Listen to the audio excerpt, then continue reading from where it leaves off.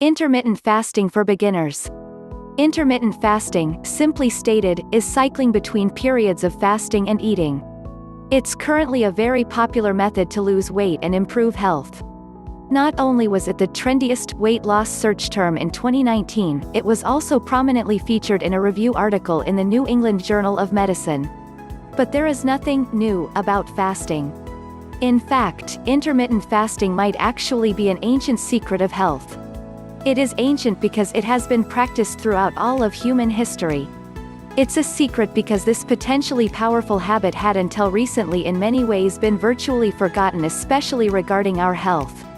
However, many people are now rediscovering this dietary intervention. Since 2010, the number of online searches for intermittent fasting has increased by about 10,000%, with most of the increase happening in the last few years. Intermittent fasting can provide significant health benefits if it is done right, including loss of excess weight, treatment of type 2 diabetes and many other things. Plus, it can save you time and money. The goal of this beginner's guide is to provide everything you need to know about intermittent fasting in order to get started. What is intermittent fasting? Intermittent fasting, isn't that starvation? No. Fasting differs from starvation in one crucial way: control. Starvation is the involuntary absence of food for a long time. This can lead to severe suffering or even death. It is neither deliberate nor controlled. Fasting, on the other hand, is the voluntary withholding of food for spiritual, health, or other reasons. It's done by someone who is not underweight and thus has enough stored body fat to live off. Intermittent fasting done right should not cause suffering, and certainly never death. Food is easily available, but you choose not to eat it. This can be for any period of time, from a few hours up to a few days or, with medical supervision, even a week or more. You may begin a fast at any time of your choosing, and you may end a fast at will, too.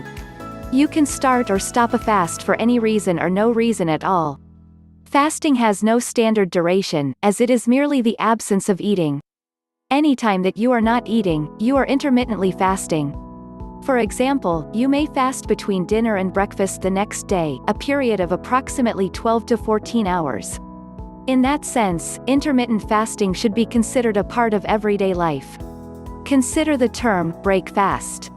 This refers to the meal that breaks your fast, which is done daily.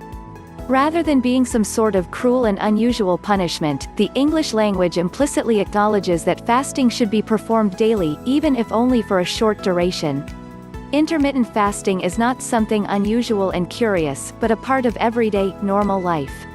It is perhaps the oldest and most powerful dietary intervention imaginable. Yet somehow we have missed its power and overlooked its therapeutic potential. Learning how to fast properly gives us the option of using it or not. To get started, either watch our brief video course on intermittent fasting, or keep reading below. Intermittent fasting for weight loss. At its very core, intermittent fasting simply allows the body to use its stored energy. For example, by burning off excess body fat. It is important to realize that this is normal, and humans have evolved to fast for shorter time periods, hours or days, without detrimental health consequences. Body fat is merely food energy that has been stored away. If you don't eat, your body will simply eat its own fat for energy. Life is about balance. The good and the bad, the yin and the yang. The same applies to eating and fasting. Fasting, after all, is simply the flip side of eating. If you are not eating, you are fasting. Here's how it works. When we eat, more food energy is ingested than can immediately be used. Some of this energy must be stored away for later use. Insulin is the key hormone involved in the storage of food energy. Insulin rises when we eat, helping to store the excess energy in two separate ways. Carbohydrates are broken down into individual glucose, sugar, units, which can be linked into long chains to form glycogen, which is then stored in the liver or muscle. There is, however, very limited storage space for carbohydrates, and once that is reached, the liver starts to turn the excess glucose into fat. This process is called de novo lipogenesis, meaning literally, making new fat. Some of this newly created fat is stored in the liver, but most of it is exported to other fat deposits in the body. While this is a more complicated process, there is almost no limit to the amount of fat that can be created. So, two complementary food energy storage systems exist in our bodies. One is easily accessible but with limited storage space, glycogen, and the other is more difficult to access but has almost unlimited storage space, body fat. The process goes in reverse when we do not eat, intermittent fasting. Insulin levels fall, signaling the body to start burning stored energy as no more is coming through food. Blood glucose falls, so the body must now pull glucose out of storage to burn for energy. Glycogen is the most easily accessible energy source.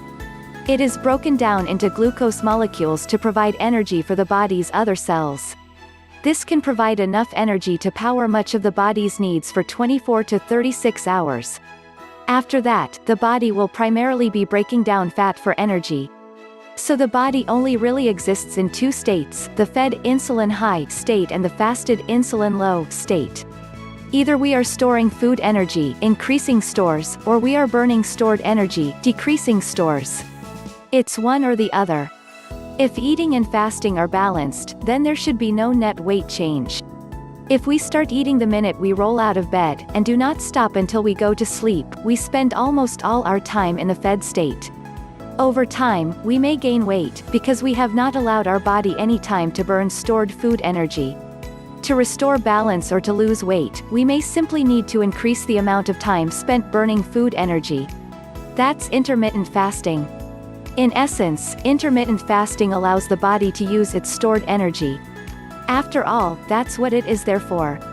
The important thing to understand is that there is nothing wrong with that. That is how our bodies are designed. That's what dogs, cats, lions and bears do. That's what humans do. If you are eating every third hour, as is often recommended, then your body will constantly use the incoming food energy. It may not need to burn much body fat, if any. You may just be storing fat. Your body may be saving it for a time when there is nothing to eat. If this happens, you lack balance. You lack intermittent fasting. Ready to lose the weight for good? Our new 10-week program helps you lose weight in a healthy and sustainable way. Intermittent fasting benefits. Intermittent fasting's most obvious benefit is weight loss. 18 However, there are many potential benefits beyond this, some of which have been known since ancient times.